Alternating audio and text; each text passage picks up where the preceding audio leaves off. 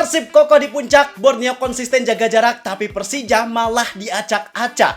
Kayaknya kalimat tersebut jadi kalimat yang sangat pas untuk menggambarkan hasil serta situasi papan atas klasemen BRI Super League per pekan ke-26 ini. Karena ketiga klub papan atas masing-masing udah mendapatkan hasil di pekan ke-26 untuk Persib Bandung. Mereka berhasil mendapatkan kemenangan meyakinkan atas Semen Padang lewat 2 gol yang dicetak oleh Ramon Tangke. Kemudian Borneo FC juga mampu mendapatkan kemenangan di kandang Madura United dengan skor 1-3.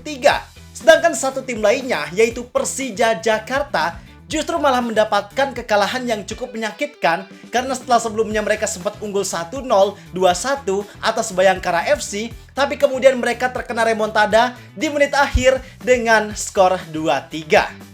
Tentu hasil di pekan ke-26 ini jelas sangat merubah peta persaingan menuju gelar juara Super League musim ini. Karena dengan situasi serta kondisi yang ada sekarang, kayaknya title race sekarang cuma menyisakan Persib serta Borneo FC. Dan karena ada banyak hal yang terjadi, maka ada banyak hal juga yang perlu kita bahas di sini.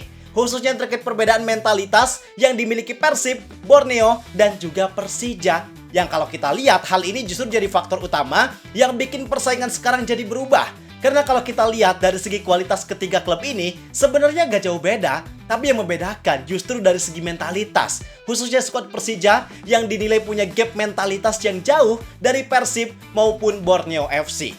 Pokoknya kita bahas semuanya di sini. Pastiin kalian tonton video ini sampai akhir. Bareng gue Zidane Fatoni, langsung aja kita bahas biar gak gitu-gitu doang.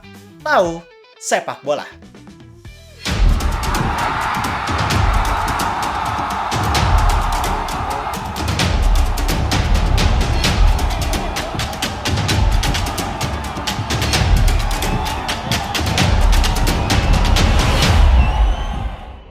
Yang pertama kita bahas tentang alasan kenapa Persib, Borneo maupun Persija bisa mendapatkan hasil yang mereka dapatkan kemarin. Pertama untuk Persib, mereka bisa mendapatkan kemenangan faktor utamanya adalah karena mereka sangat dominan dalam segala hal. Mereka unggul kualitas pemain, mereka mampu menguasai tempo permainan, dan mereka juga mampu bermain solid sebagai sebuah tim.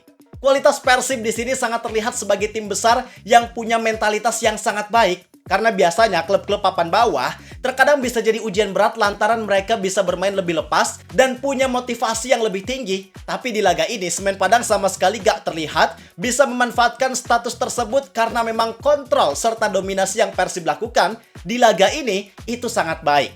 Bahkan kualitas pemain yang bermain di laga ini bisa dibilang mampu menampilkan performa baik juga kayak Ramon Tangke. Walaupun dia beberapa kali sempat error dalam melaksanakan gameplay permainan, tapi dengan 2 gol yang dia cetak, rasanya itu udah sangat bisa menjadikan Ramon sebagai pemain yang layak untuk mendapatkan rating bagus di laga ini. Kemudian Mark Klok, bisa dibilang ini adalah laga yang sangat tepat untuk dia comeback. Karena setelah sebelumnya sempat cedera, dia harus adaptasi lagi, sentuhannya jadi agak kurang, tapi di laga ini, peran Mark Klok sebagai defensive midfielder itu sangat luar biasa. Meski terkadang ada beberapa passing error yang dia lakukan, tapi secara keseluruhan, dia mampu bermain sangat baik untuk membaca permainan, melakukan clearance, bermain solid, serta memberikan ketenangan di lini tengah, yang dengan apa yang dilakukan Mark Klok, justru sangat bagus ratingnya untuk seorang pemain yang bermain sebagai defensive midfielder. Karena dampaknya dengan kehadiran Mark Klok di lini tengah, bisa memberikan ketenangan untuk pemain lainnya, termasuk Tom Haye dalam melakukan kreasi di lini tengah. Kemudian Borneo FC, situasi mereka ketika lawan Madura United kurang lebih sama seperti Persib karena lawannya adalah sama-sama tim peringkat bawah. Tapi bedanya dengan Semen Padang, bisa dibilang Madura United di laga ini sempat bisa memanfaatkan statusnya untuk memberikan efek kejut ataupun perlawanan ke Borneo FC. Terbukti dengan statistik yang bisa dibilang mereka lebih unggul, Madura United bisa melepaskan 24 tembakan, yang 6 diantaranya on target, berbanding terbalik dengan Borneo FC yang hanya mampu melepas 12 tembakan dengan 4 on target. Tapi memang dari segi efektivitas, Borneo FC punya kualitas yang sangat baik. Selain itu dari segi mental juga mereka nyatanya bisa dibilang gak kalah dengan apa yang ditunjukkan oleh Persib Bandung. Karena walaupun laga ini gak sepenuhnya mudah buat mereka, tapi Peralta dan kawan-kawan nyatanya mampu mengatasi segala macam tekanan dengan sangat baik. Dan satu tim lainnya, yaitu Persija Jakarta. Ini tentu beda dengan Persib maupun Borneo FC. Karena gini, pada dasarnya seperti apa yang gue bilang di awal, dari segi kualitas, baik itu Persib, Borneo maupun Persija, itu gak beda jauh. Mereka sama-sama baik. Terbukti dari laga melawan Bayangkara FC ini, Persija bisa memberikan perlawanan yang sangat baik. Setidaknya mereka bisa menahan Bayangkara FC yang performanya lagi on fire sampai menit ke-90 hanya dengan 10 pemain sejak awal babak kedua. Tapi yang sangat membedakan Persija dengan Persib maupun Borneo FC, sorry to say, mungkin ini sedikit menyakitkan buat kawan-kawan dari fans Persija, tapi ini adalah fakta yang kita semua harus ketahui dan terima, yaitu mentalitas juara. Di sini sangat terlihat mentalitas yang dimiliki oleh para pemain dari Persija Jakarta itu kurang mencerminkan mentalitas sebagai tim besar yang sedang ada dalam perebutan gelar juara.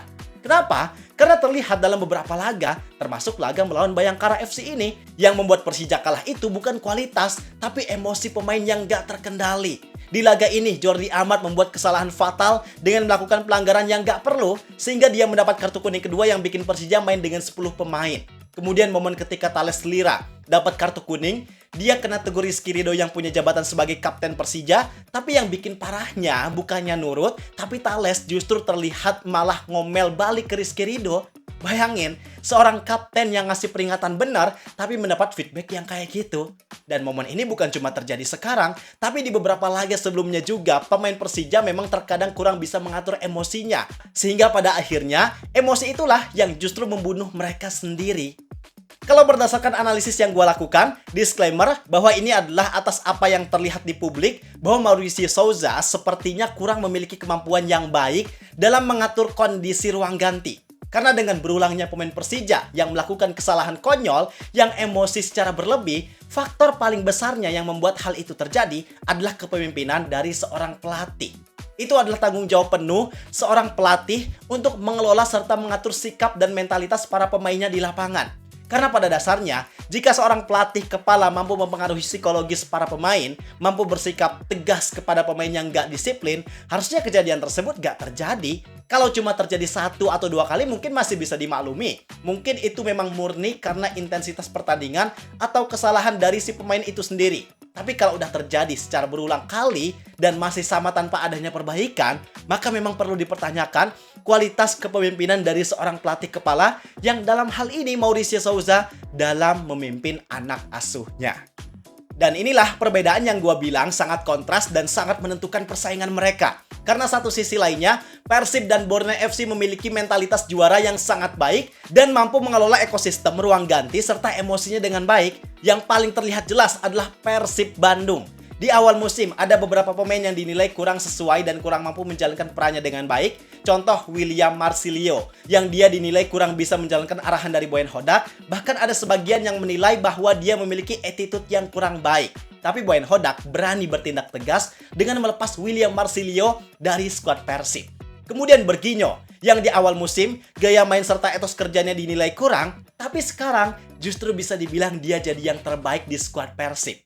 Bahkan Tom Haye yang dia juga di beberapa laga pernah terlalu emosional ketika rekan satu timnya melakukan kesalahan, tapi emosi pemain bintang sekelas Tom Haye pun bisa dikendalikan dengan sangat baik oleh Boyan Hodak.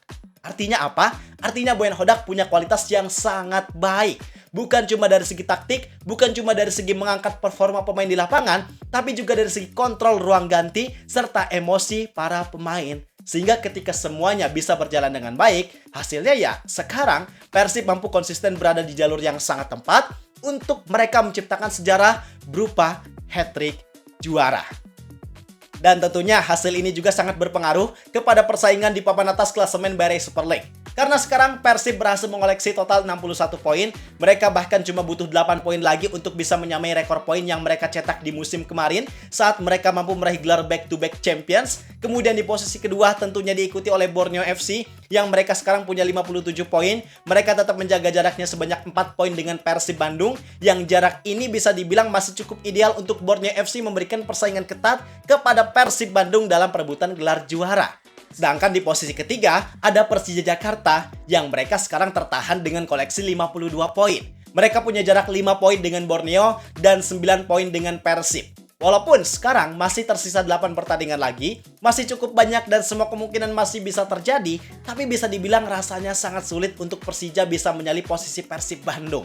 Karena selain mereka harus mampu sapu bersih sisa laga dengan kemenangan, tapi mereka juga harus berharap Persib setidaknya menelan 3 kali kekalahan dan 1 kali imbang dari sisa 8 pertandingan. Dan melihat performa Persib yang sekonsisten sekarang, rasanya hal itu sangat sulit untuk bisa terjadi. Artinya kawan-kawan Jackmania, sepertinya dari sekarang harus menyisakan ruang ikhlas. Tapi gue ada sedikit kalimat penenang untuk Persija, untuk kawan-kawan Jackmania, bahwa sebenarnya pencapaian Persija di musim ini udah jauh lebih baik kok dibanding 2 musim terakhir yang mereka cuma finish di peringkat 8 dan 7 dengan koleksi 48 dan 51 poin. Kalau kita bandingkan dengan musim sekarang, pada dasarnya mereka punya peningkatan yang cukup signifikan karena dengan kompetisi yang masih tersisa 8 pertandingan, tapi mereka udah berhasil mengumpulkan 52 poin, udah melebihi catatan poin dalam 2 musim terakhir. Artinya proses yang mereka lakukan sebenarnya udah ada peningkatan. Yang jadi masalahnya justru ada di target serta ekspektasi yang bisa dibilang terlalu tinggi, yang mereka pengen langsung jadi juara, bahkan pengen hat-trick juara. Karena pada dasarnya untuk menjadi juara gak semudah itu. Persib pun bisa back-to-back champions, prosesnya bisa dibilang dari tahun 2019, tapi mereka baru bisa metik hasilnya di tahun 2024. Maka untuk sekarang mungkin kawan-kawan dari Jackmania harus puas terlebih dahulu dengan peningkatan proses yang dialami oleh Persija. Dengan peringkat 3 mungkin yang bisa mereka dapatkan, jangan dikit-dikit langsung ganti pelatih, langsung rombak pemain, karena kalau kayak gitu terus gimana bisa lancar prosesnya kan? Dan ya, mungkin sekarang kalian harus menjadikan Persib ataupun Borneo FC sebagai motivasi untuk bisa melakukan prestasi yang serupa. Jadi itu penjelasan dari gua tentang perbedaan mentalitas antara Persib, Borneo, dan juga Persija Jakarta. Kalau pendapat kalian gimana? Apakah kalian setuju atau ada masukan yang lain? Tulis aja di kolom komentar. Gua rasa cukup sekian untuk video kali ini. Like dan subscribe-nya jangan lupa. Terima kasih. Gua Zidane Fatoni. Sampai jumpa di video berikutnya. See ya!